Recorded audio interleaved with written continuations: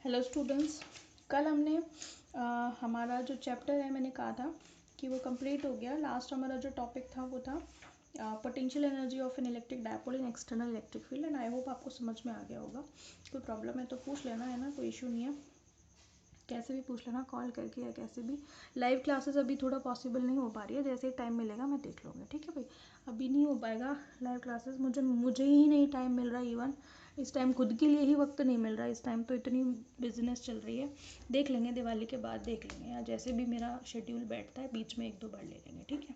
अभी फ़िलहाल आप इन्हीं क्लासेस पर फोकस करें जो रिकॉर्डेड क्लास में आप लोगों को प्रोवाइड करा रही हूँ, ठीक है। बाकी इनमें भी कोई इशू नहीं है, पूछने का कोई दिक्कत नहीं है। आप कभी भी कैसे भी पूछ सकते हो, है ना। लेकिन पूछो तो सही, कोई पूछता ही नहीं है भैया। हम तो पूछेंगे तो लाइव में ही पूछेंगे, नहीं तो नहीं पूछेंगे। ये कोई वो थोड़ी ना। थोड़ा एडजस्टमेंट करो बच्चों, अभी थोड़ा सा दिक्कत है, ठीक है। बाकी देखो, पढ़ने वाला तो कैसे भी पढ़ लेता है। बाकी ये तो सब बहाने होते हैं कि हमें ये चाहिए वो चाहिए, ठीक है। लेकिन फिर भी मैं आपको कोशिश कर लूँगी, अगर मेरे से पॉसिबल हो पाया तो लाइव क्लासेस का, ठीक है। अभी आप रिकॉर्डेड क्लास ही देखो, ध्यान से देखो। कोई दिक्कत आती है तो पूछ लेना। मैं इसके PDF भी आप लोगों को सेंड कर देती हूँ। नोट्स भी आपके प्रॉपर बन रहे होंगे, है ना, कोई इशू नहीं है। समझ में नहीं आता तो आप टॉपिक वैसे पूछ लो, फ़ोन करके पूछ लो। मैं अगर फ़ोन पे प्रोवाइड नहीं हूँ तो आप मेरे को प्रॉब्लम की पिक भेज दो, मैं सॉल्यूशन की पिक भेज दूँगी, और फिर अपन डिस्कस फ़ोन पे कर लेंगे जैसे टाइम मिलेगा, ठीक है। तो पूछो तो सही भाई। चलो न्यूमेरिकल्स कर लेते हैं। Based upon work done and potential energy of dipole in external electric field.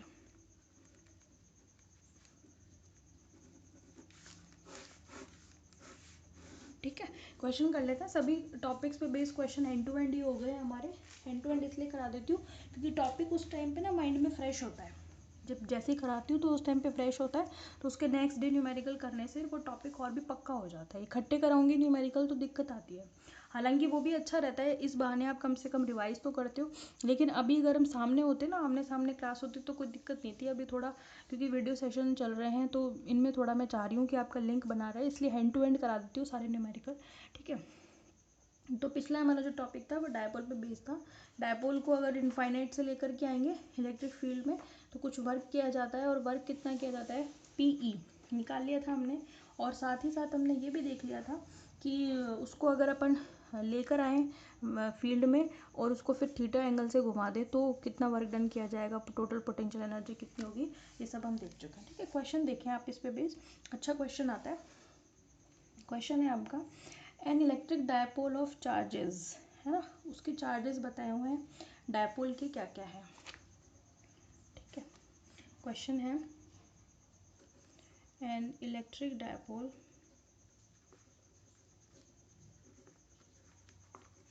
Of charges क्या क्या दे रखा है, 1 × 10⁻⁶ कूलाम एंड -1 × 10⁻⁻⁶, क्योंकि डायपोल है तो दोनों चार्जेस इक्वल मैग्नीट्यूड के होंगे और अपोजिट चार्जेस के होंगे। तो दिख रहा है आपको इक्वल मैग्नीट्यूड के अपोजिट चार्ज के, ठीक है।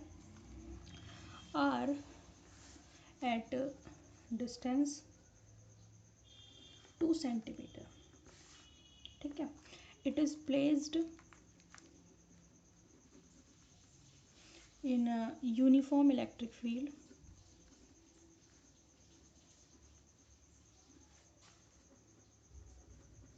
of intensity, कितना दे रखा है, 1 × 10⁵ वोल्ट पर मीटर। ये सिचुएशन है। आपको क्या क्या डिटरमाइन करना है, उसके लिए आपको 4 क्वेश्चन इसमें दिए हुए हैं, ठीक है। पोजीशन क्या है, पोजीशन ये है, डायपोल है और ये एक उसमें रखा हुआ है यूनिफॉर्म फील्ड में, ठीक है। ई इसकी वैल्यू कितनी है, 10⁻⁻⁶ प्लस में और 10⁻⁻⁶ माइनस में कुलाम, ठीक है। 1 × है तो कोई फ़र्क नहीं पड़ रहा 1 को लगाने से, ठीक है। यूनिफॉर्म इलेक्ट्रिक फील्ड में ये जो वैल्यू दे रखी है, कितनी डिस्टेंस है, 2 सेंटीमीटर डिस्टेंस है दोनों चार्जेस के बीच की, और ई की वैल्यू दे रखी है 10⁵ वोल्ट पर मीटर। समझ में आ गई बात, ये स्थिति है। पहला क्वेश्चन क्या है इसमें, डिटरमाइन क्या क्या डिटरमाइन करना है आपको। फर्स्ट क्वेश्चन है मैक्सिमम टॉर्क। सबसे पहला क्या है question, maximum torque acting on the dipole by the electric field. This is first question. यानी कि आपको सबसे पहले टॉर्क फाइंड आउट करना है। आप देखो प्रीवियस हमने जो टॉर्क पढ़ा हुआ है यूनिफॉर्म इलेक्ट्रिक फील्ड पे, उसको भी इस क्वेश्चन में ले लिया गया है। ठीक है, तो हम निकाल चुके हैं कि किसी यूनिफॉर्म फील्ड में अगर कोई डायपोल है तो उसको घुमाने में उसको घुमाते हैं तो कितना फोर्स लगता है, दैट इज कॉल्ड टॉर्क। ठीक है, हमने देखा था लीनियर फोर्स पर जीरो होता है पर टॉर्क की वैल्यू आती है। तो सबसे पहले हमें निकालना है मैक्सिमम टॉर्क निकालना है। टॉर्क का क्या फॉर्मूला था, ठीक है, पहले एक एक का सोल्यूशन देख लेते हैं। 4 क्वेश्चन है, एक एक करके करेंगे। पहला ये है कि आपको इस क्वेश्चन के लिए मैक्सिमम टॉर्क फाइंड आउट करना है। टॉर्क क्या था, टॉर्क था आपके पास पीई, है ना, पीई साइन थीटा आया था, याद है आपको। तो मैक्सिमम कितना होगा, है भाई, मैक्सिमम कितने एंगल पर होगा, ठीक है, कितना आया था टॉर्क का formula, torque is equals to p E sine theta था ऐसे तो, लेकिन क्योंकि इसने मैक्सिमम टॉर्क पूछा है तो आप क्या लिखोगे, since torque is equals to p E sine theta but when theta is equals to 90 degree torque will be torque maximum. क्योंकि साइन की मैक्सिमम वैल्यू 90 पर होती है, साइन की मैक्सिमम वैल्यू +1 होती है, मिनिमम वैल्यू -1 होती है, साइन की वैल्यू -1 से +1 के बीच में होती है। तो मिनिमम वैल्यू होती है -1, मैक्सिमम वैल्यू होती है +1। इसके बीच में बहुत सारी वैल्यूज़ होती है, हमें पता है 1/√2 भी आता है ना, और इसके अलावा और भी √3/2 भी आता है ना, तो ये सारी 1/2 भी आता है, अलग अलग वैल्यूज़ आती हैं, लेकिन बाउंड्री क्या है -1 +1। समझ में आ गई। तो जब साइन की वैल्यू मैक्सिमम होगी तो टॉर्क की वैल्यू भी मैक्सिमम होगी। ठीक है, तो थीटा इज इक्वल्स टू 90 पर, है ना, थीटा इज इक्वल्स टू 90 पर साइन 90 की वैल्यू 1 हो जाएगी।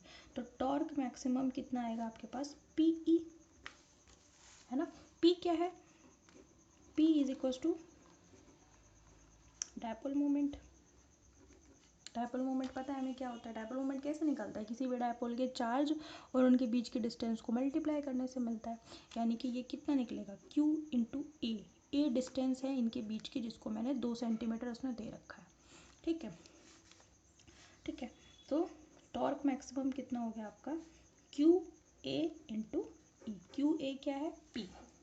ठीक है, आप इसको 2a भी मान सकते हो, 2a मानोगे तो भी 2 सेंटीमीटर रहनी है, a मानोगे तो भी 2 सेंटीमीटर रहनी है, कोई दिक्कत नहीं है। ठीक है, अब वैल्यू रखते दो, सारे वैल्यू रखते जाओ। क्यू कितनी है, 10⁻⁻⁶। ए डिस्टेंस कितनी है, 2 सेंटीमीटर, सेंटीमीटर को मीटर में कन्वर्ट करो तो 10⁻2 से मल्टीप्लाई करोगे या 100 से डिवाइड करोगे, बात तो वही है, 100 से डिवाइड करने का मतलब 10⁻2 से मल्टीप्लाई हो गया, है ना। इलेक्ट्रिक फील्ड कितना है, 10⁵, कैलकुलेट कर लो, है ना। तो टॉर्क मैक्सिमम आपका जो मिलेगा कितना आएगा, 2 इंटू 10⁻⁻3, ठीक है, 2 इंटू 10⁻⁻3, और इसकी यूनिट क्या होती है, न्यूटन। टॉर्क, टॉर्क क्या होता है भाई, टॉर्क आपका ये है पीई, पी की यूनिट क्या होती है, coulomb into metre, electric field की वोल्ट पर मीटर, मीटर से मीटर कैंसिल हो गया, तो कुलाम वोल्ट इंटू कुलाम भी लिख सकते हो आप, ठीक है, या फिर न्यूटन इंटू मीटर भी लिख सकते हो, ये सब बता रखा है मैंने आपको। तो यूनिट हो जाएगी न्यूटन इंटू मीटर, क्योंकि एक फॉर्मूला बताया था मैंने आपको टॉर्क का, बल इंटू बलों के मध्य की दूरी, force into perpendicular distance between forces, जहाँ मैंने टॉर्क समझाया था।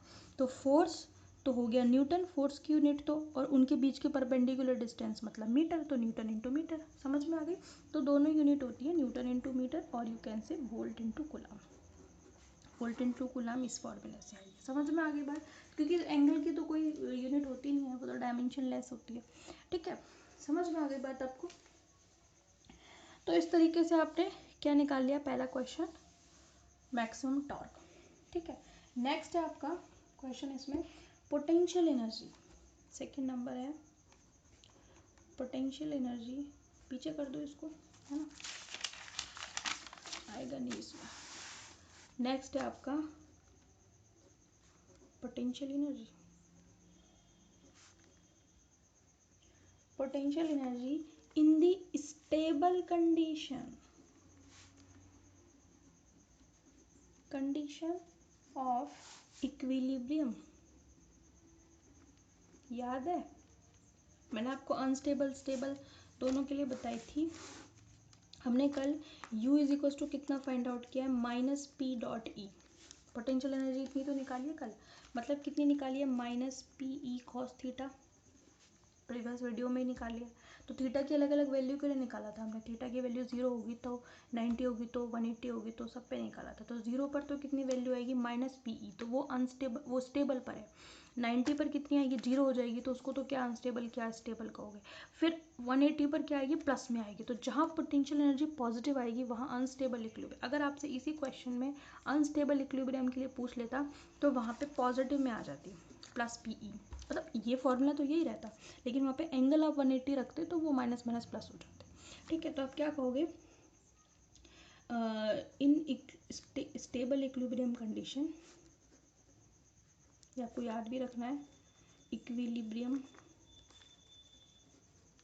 Condition theta is equal to 0 degree. ठीक है, तो u इज इक्वल टू, तो आपको पता ही है cos 0 की वैल्यू 1 होती है, तो u is equal to minus P E आ जाएगा। अनस्टेबल में पूछता तो आप थीटा इज इक्वल टू 180 रखते हैं यहाँ पे। समझ में आ गई बात, तो उससे cos 180 की वैल्यू -1, तो ये प्लस आ जाती, प्लस पी। ठीक है, okay, u is equal to minus p, अभी निकाला था p, तो ये रहा, ये दोनों मिलकर के p बना रहे हैं। ठीक है, और e ये रहा, है ना, तो वैल्यू तो यही आएगी पर माइनस में आ जाएगी। यहाँ पे भी तो p इंटू ई हुआ है, पर वहाँ पे प्लस साइन था, यहाँ पे माइनस आ जाएगा, तो सीधा वैल्यू लिख दो, -2 इंटू 10⁻³ यूनिट क्या आ जाएगी, जूल में, क्योंकि पोटेंशियल एनर्जी है। समझ में आ गई। नेक्स्ट क्वेश्चन है आपका third, potential energy in rotating. हर चीज़, हर टॉपिक आ गया आपका। न्यूमेरिकल खुद से तभी कर पाओगे जब टॉपिक क्लियर है। Potential energy in rotating the dipole by 180 degree from the stable equilibrium condition।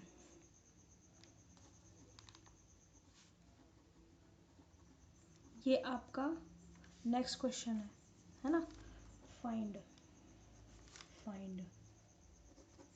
ठीक है, तो तीसरा क्वेश्चन क्या है कि potential energy rotating the dipole by 180 degree from stable equilibrium condition.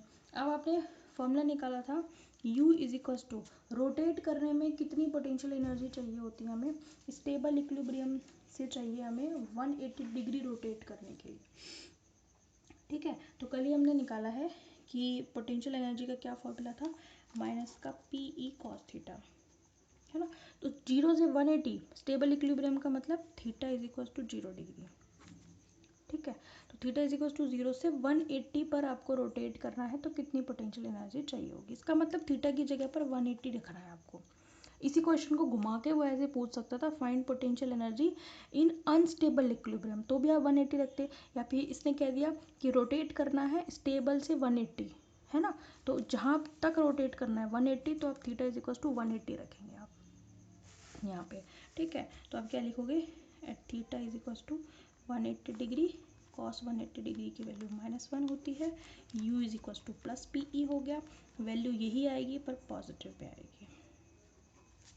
समझ में आ गई बात। तो क्वेश्चन में वो घुमाएगा, करना वही काम है लेकिन वो घुमाएगा आपको, इसका ध्यान रखना। फोर्थ क्वेश्चन और लास्ट क्वेश्चन है आपका, essential energy to rotate the dipole by 90 degree, यानी कि आपको फाइंड आउट करनी है, फाइंड